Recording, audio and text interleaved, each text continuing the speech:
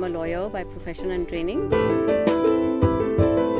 About 3 years back, I started picking up things from IC Organic. I noticed a van first of all in Delhi, and then IC Organic started delivering in Noida also, which was a great thing for us. It was delivering twice a week, I think then. I have a very tight budget.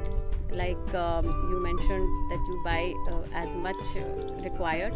Well, thanks to IC Organic's daily delivery, that is possible for us also now. So we waste very little.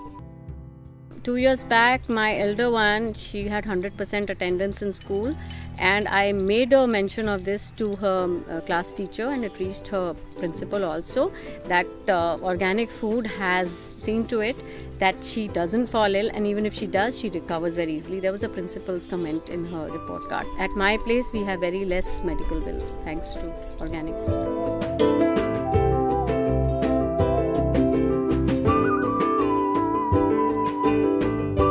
I could never give grapes to my daughters because, you know, the amount of fungicide that is put on the grape is amazing. You can't sit and wipe each grape.